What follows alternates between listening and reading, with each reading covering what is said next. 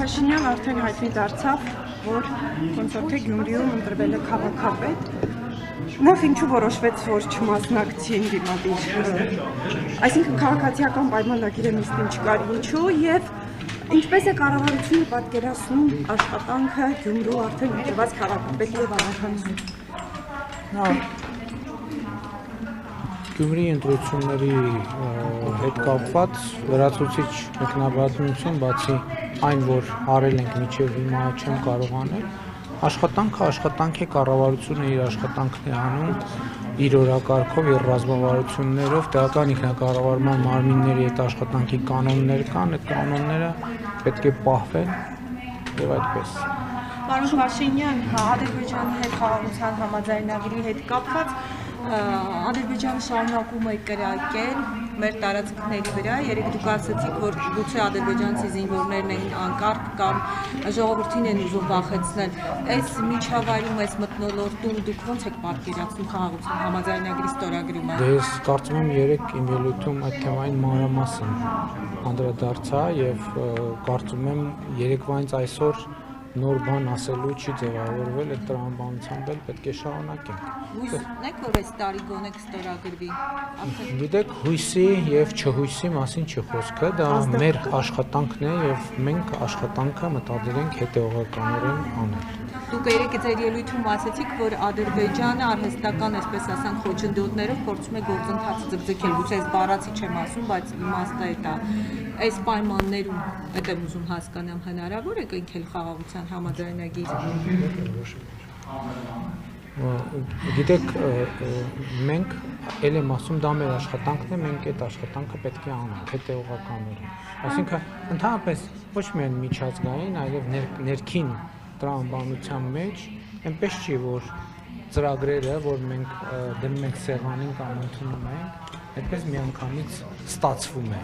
Սկսած պարհիկային ոստիկանությունից շարունակած 300 դպրոց 500 մանկապարտեզ ծրագրից, ծրագրերը ջանք են պահանջում, հետեւողականություն են պահանջում, հանգամանքների ամբողջական ուսումնասիրություն են պահանջում։ Դա մեր աշխատանքն է, դա մեր օրակարգն է եւ մենք այդ աշխատանքով պետք է զբաղվենք։ Պարոն վարչապետ, Փաշինյան ճանապարհների ապաշրջափակման հետ կապված շատերը, այսպես ասած, փորձագետները կարծիք են հայտնում, որ այսպես մեղմացումը Ադրբեջան-Նախիջևան ճանապարհների հետ կապված ինքը ավելի շատ միջանցքային տրամաբանություն ունի, ինչ կարող եք ասել, այս մասով խաղաղության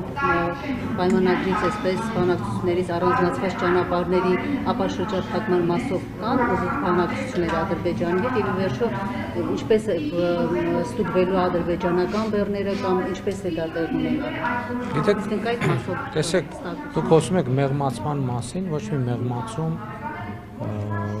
մեղմացման մասին խոսք լինել չի կարող, որովհետև մենք մեր դիրքորոշումները խաղաղության խաչմերուկ նախագծի մեջ ներկայացրել ենք գրավոր շատ վաղուց, այդ թվում այդ նպատակով, որ ամենատարբեր մեկնաբանություններ չլինեն։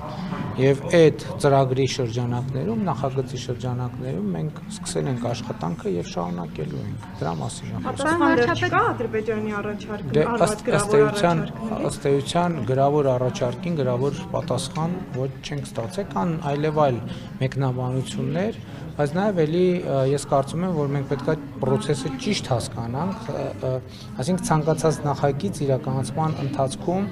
ինքը ունի նրբություններ եւ այդ նրբությունների շուրջ պետք է աշխատել եւ մենք ի սկզբանե էլ տեսեք, որ հարցի հեղինակը խոսում է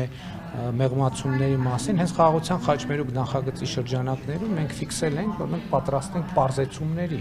ընթացակարգերի պարզեցումների եւ ըստ էության 4 հիմնական սկզբունքների պահպանման։ Առաջինը տարածքային ամբողջականություն, ինքնիշխանություն, իրավազորություն, փոխադարձություն։ Փոխադարձությունը ինչի համար է, որովհետև հիմա մենք այս փուլում առաջարկում ենք, որ երկաթուղային կապը բացենք, մասնավորապես հորադիս երասգծի վրա, որտեղ եւ Ադրբեջանից Ադրբեջան-Հայաստանի տարածքով եւ Հայաստանից Հայաստան-Ադրբեջանի տարածքով իրականացվեն բեռնափոխադրումներ եւ մենք հենց այսօր պատրաստ ենք գնալ այդ լուծումների եւ ելի եմ ասում նաեւ շատ կարեւոր է արձանագրել, չէ, որ մենք երբ որ ասում ենք պատրաստ ենք այդ լուծումների բայց մենք մեզ հարց ենք չէ տալիս, բա մեր հանրությունը ո՞նց կվերաբերվի այն լուծումներին, որոնք մենք առաջարկում ենք։ Եթե մենք այդ վստահությամբ ասում ենք, այդ նշանակում է, որ ել եմ ասում, դիվանագիտական նրբությունների պատճառով եւ քանի դեռ համաձայնեցված չէ, մենք ամեն ինչը չենք կարող զուտ կոռեկտությունից աշխատանքի տրամաբանությունը չխախտելու համար բացել։ Բայց եթե մենք ասում ենք, մենք պատրաստ ենք հենց այսօր գնալ այդ տրամաբանությամբ, նշանակում է ունենք որոշակի վստահություն, որ նաև մեր հանրության, այդ թվում Մեղրի խոշորացված համայնքի, մեր բնակչության, այդ թվում Սյունիքի մարզի, այդ թվում Հայաստանի Հանրապետության բնակչությունը կտեսնի, ասի, հա, շատ լավ, նորմալ կոմպրոմիս է եւ ներողություն եմ խնդրում, փոխադարձ ընդունելի կարող է լինել, այսինքն էս է տրամաբանությունը։ Համարում է Ադրբեջանը ասում է անդադար, ասում է բան վարչապետ անխոչնդոտ ճանապարհ եւ ես դրա մասին բազմիցս ասել եմ։ Ինչ են ուզում, ինչ են իրենց ուզածը կբացատրեն։ Տեսեք, ուրեմն անխոչնդոտ չի նշանակում օրենքի հասկանում դրա։ Ես չգիտեմ իրենք ինչ են հասկանում։ Մենք ասում ենք մեր սկզբունքները եւ ասում ենք, որ մեր սկզբունքների շրջանակում մենք պատրաստ ենք գնալ բարձրացումների։ Տեսեք, Ադրբեջանը ըստ էության ասում է, որ Հայաստանի Հանրապետությունը, քանի որ լուծումներ չի տալիս եւ լուծումներ չի առաջարկում կամ ինչ որ մի բան։ Մենք դրա համար Ադրբեջանը որոշում է կայացրել, որ պետք է օգտվեն Իրանի երթուղուց։ Այսինքն սա նշանակում է, որ Իրանի երթուղին եւ պայմանները իրանց համար ընդունելի են, հակառակ դեպքում իրանք չեն օգտվի դրանից։ Եվ մենք որպեսզի նաեւ այս համատեքստում ամեն ինչ բարձ հասկանալի լինի, եւ մենք ասում ենք, որ պատրաստ ենք նույն պայմաններով, ինչ պայմաններով Իրանի Իսլամական Հանրապետությունով են անցնում, նույն պայմաններով ապահովել Հայաստանի Հանրապետության տարածքով, որպեսզի ի ցույց դնենք, թե այն ընկալումը, որ մեր առաջարկած պայմանները Ադրբեջանին կարող են ընդունելի չլինել, իրականությանը չեն համապատասխանում։ Եթե նույն պայման ընդունելի է Իրանի Իսլամական Հանրապետության տարածքով անցնելու համար, ինչու պետք է ընդունելի չլինի Հայաստանի թուղթը չի այդ հարցում դառնում նաև իրենց ձեռքին խաղակարդ։ Ոչ մի խաղակարդ, ինչքան դա խաղակարդ է,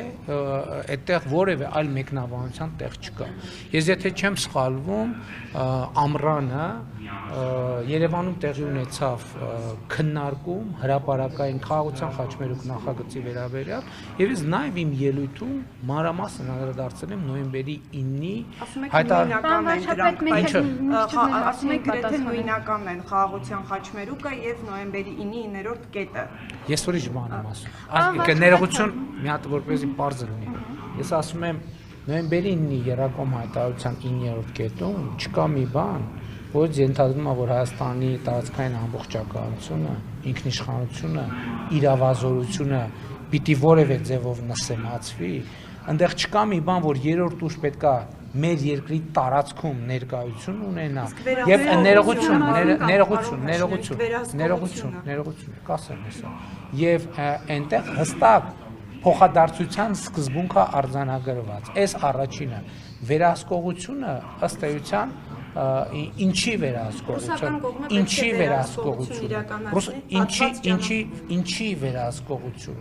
ինչի վերահսկողություն, հասկանաք, շատ կարևոր է այդ հարցի պատասխանը ստանալ եւ որտեղ վերահսկողությունը, մենք այդ հարցին տվել ենք պատասխան եւ ասել ենք, որ դա կարող է լինել եւ մեր ընկալմամբ դա կարող է լինել մոնիտորինգի գործառույթ, որը կարող է իրականացվել Մոսկվայից կամ չգիտեմ արբանյակային կապի միջոցով, արբանյակային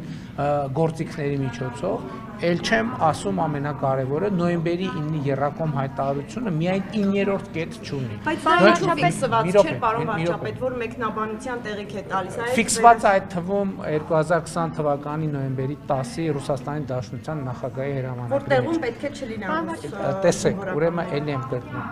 որևէ տեղ, որևէ բան գրած չի, որ Հայաստանի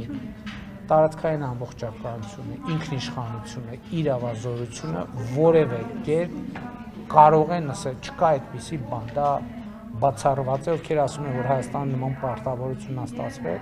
ճիշտ չեն ասում ուղղակի։ Ես վերահսկողության այդ գործառույթի մասին եմ հարցնում, որը մեկնաբանում եք դուք մի ձև, Ադրբեջանը։ Ես չեմ մեկնաբանում մի ձև, ես ասում եմ Հայաստանի ինքնիշխանությունը իրավազորությունը, տարածքային ամբողջականությունը որևէ կասկածի ենթակա չի եւ չի կարող լինել։ Մնացածը ուրիշ ժանրի պատմություն։ Ես չգիտեմ ով է կասկածի տակ դնում։ Ես ասում եմ, որ դա չի կարող կասկածի տակ դրվել։ Ինչ չէ տակում ով է կասկածի տակ դնում։ Ես ասում եմ, որ դա չի կարող կասկածի տակ դրվել։ Պարոն վարչապետ, տեսեք, մենք գնում ենք Հայաստանը գնում է խաղաղության, հա, բայց մեր ընդդիմադիր դաշտից շատ հաճախ են խոսում, որ սա խաղաղություն չէ, ինչպես նաև Սերժ Սարգսյանը հայտարարեց, որ Լեռնային Ղարաբաղի էջը փակված չէ, իրենք պետք է այդ հարցը մտցնել նորից քաղաքական օրակարգ։ Այս հայտարարություններին ո՞նց արձագանք եք։ Ես այդ հայտարարություններին արձագանքել եմ նույնիսկ այդ հայտարարությունները արվելուց առաջ եւ ասել եմ, որ Ղարաբաղյան շարժումը Հայաստանում չի շարունակվել։ Երբ Փաշինյանը ասում է իշխանազավթում էր, ոչ թե ժողովրդի կամքի ստիպություն։ Ով ասում։ Սերժ Սարգսյանը։ Թող Սերժ Սարգսյանը գնա տեսնի, թե ինչ էր ասում ինքը այն ժամանակ։ Պարոն Փաշինյան, սահմանազատման գործընթացից ինչ նորություն կա, տպավորություն է, որ գործընթացը կանգ է առել, ինչպես որ կար մտավախություն, որ հերթը չի հասնի օկուպացված տարածքներին։ Գիտեք, մենք դրա հետ կապված շարունակության տրամաբանության հետ կապված նույնպես մեր առաջարկությունը գրավոր կերպով փոխանցել ենք Ադրբեջանին եւ սպասում ենք նրանց Բայց քանի որ չեն արձագանքում, պարոն Փաշինյան, ոչ ապաշրջափակման առաջարկներին, ոչ սահմանազատման առաջարկներին, տպավորություն է, որ փակուղային իրավիճակ է։ Ես չեմ կարծում, թե փակուղային իրավիճակ է եւ մենք հետեւական շարունակելու ենք սահմանազատումը շարունակելու ուղղությամբ։ Հայ-թուրքական հարաբերություններն ինչ փուլում են գտնվում, քանի որ Անտալիայում նաև արտգործնախարարների մակարդակով հանդիպումը եղավ, երբ է բացվելու հայ-թուրքական սահմանը երրորդ երկրի անձնագիր ունեցողների։ Դե ինչպես տեսնում եք, նախկինում ասվածին նոր բան ավելացնելու տեղեկատվություն չկա։ Համեցեք։ Սահմանազատման հետ կապված ինչ առաջարկներ են փոխանցել։ Առաջարկները գիտեք հետեւյալի մասին են, թե ինչ տրամաբանության եւ որ հատվածում շարունակել սահմանազատումը։ Նու գիտեք, որ ընդհանուր արդեն համաձայնություն կա, որ հյուսիսից հարավ, հիմա խնդիրն այն է, թե հյուսիսից հարավի որ հատվածում իրականացնենք, մենք մեր պատկերացումներն ենք ներկայացրել եւ սպասում ենք Ադրբեջանի դե էլի աշխատանքային, քանի որ հարցաշատ նոր սահմանադրություն է Հայաստանում սահմանադրական արդարադատության նախարարությունը մշակում ժամկետների մասով նախ ասվում էր, որ 27, այսինքն ձեր որոշմամբ էր նաև 26-ի վերջ ակնկալում նախագիծ, հետո նաև ժամկետների մասին դուք ասացիք թիմում կան կարծիքներ ավելի առաջ բերել։ Ես նախ ուզում եմ ասել նոր սահմանադրության ընդունման դեպքում դուք անձամբ ինչ եք կարծում, քանի որ նախկինում եք խոսել անկախության հռչակագրից, եթե նոր սահմանադրություն ունենանք, անկախության հռչակագրում հղումը նախաբանին կպահպանվի կամ պետք է պահպանվի ըստ ձեզ թե ոչ։ Գիտեք, ես 2000, եթե թիվը խառնեմ, խնդրում եմ կներեք, դուք կստուգեք 2022 կամ 23 կամ նույնիսկ 24 թվականի անկախության հռչակագրի օրվա իմ ուղերձում ես ասել եմ, որ իմ կարծիքն այն է, որ ուսումնասիրելով անկախության հռչակագրի տեքստը, նորից ուսումնասիրելով եւ նորովի կարդալով ես ասել եմ, որ իմ կարծիքով այդ տեքստը նրա մասին է, որ Հայաստանի անկախ հանրապետություն, պետականություն չի կարող լինել, դա անհնար է։ Եթե ես սա ասում եմ, հետեւաբար ես չեմ կարող ասել, որ նոր սահմանադրության տեքստում պետք է լինի հղում անկախության հռչակագրի։ Ընդհակառակը, ես կարող եմ ասել, որ իմ կարծիքով նոր սահմանադրության տեքստում չպետք է լինի հղում անկախության հռչակագրին, բայց էլի ուզում եմ ասել, որոշողը Հայաստանի Հանրապետության ժողովուրդն է, իհարկե փաստարկներ կողմ եւ դեմ փաստարկներ բերողը քաղաքական ուժերն են, քաղաքական առաջնահերթ։ Դիրքորոշումն է, որ այդ Այո, դա իմ քաղաքական դիրքորոշումն է, ինչ վերաբերվում է ժամկետների։ Դա խանգարում է խաղաղության պայմանագրին։ Գիտեք ինչ, խաղաղության հաստատմանը։ Գիտեք ինչ, ես կուզենայի երկու խնդիր, մենք տարբերակենք իրեն։ Ադրբեջանի ընկալումը խաղաղության գործընթացի եւ մեր սահմանադրության տեքստի հետ կապված։ Ես երեք դրան անդրադարձել եմ։ Սահմանադրական նոր սահմանադրություն ընդունելու հարցը մեզ համար օրակարգում ա եղել հեղափոխությունից անմիջապես հետո եւ մենք դեռևս 2020 թվականի փետրվարին ես ինքս հարցազրույցում անդրադարձել եմ այդ խնդրին, որ կա նման խնդիր։ Եվ ես նաև տալիս ասում եք, որ այն կոնֆլիկտածին է, դրա համար եմ հարցնում ձեզ նաև, դուք համարում եք, որ խաղաղության հաստատմանը դրա պահպանումը կխանգարի, դրա համար եք Ես համարում եմ, որ այդ հարցերը պետք է իրարից տարբերել։ Ոչ, ես իրական Հայաստանի գաղափարախոսությունը, որ ես հիմա ներկայացնում եմ, տարբեր մարզերում, տարբեր հանդիպումներին, ես այդ հարցին հատուկ անդրադարձ եմ անում եւ հատուկ ընդգծում եմ, թե ինչն է պատճառը, որ ես կարծում եմ, որ Հայաստանի Հանրապետությունում նոր սահմանադրություն պետք է ընդունվի։ Եվ կարճ ասեմ հիմա, հետագայում ես համոզված եմ առիթ կլինի այդ բանախոսությունը, որը ներկայացնում եմ, բոլորը տեսագրվում են, այսինքն ամեն ինչ պահպանված է, ամեն նախադասությունը կարելի է հետո վերստուգել։ Հիմնական խնդիրը, որ ես տեսնում եմ, հետևյալն է, որ Հայաստանի Հանրապետության իրավակարգի եւ Հայաստանի Հանրապետության քաղաքացիների միջև օրգանական կապի խզում ունենք մենք։ Եվ ես դա տեսնում եմ ամեն օր, եւ ես դա տեսնում եմ իմ ամենօրյա աշխատանքում, եւ ես դա տեսնում եմ մեր ընկալումներում։ Եվ ես շատ մտածել եմ այդ մասին, թե ինչն է դրա պատճառը։ Իսկ իմ կարծիքով պատճառն այն է, որ իրավակարգը, որը բխում է սահմանադրությունից, կտրված է ժողովրդից մի պարզ պատճառով։ Սահմանադրական բոլոր հանրաքվեները հանրային համոզվածության համաձայն ժողովրդի անհրաժեշտ թվով ձայներ չեն ստացել։ Այլ կերպ ասած, հանրաքվեների արդյունքները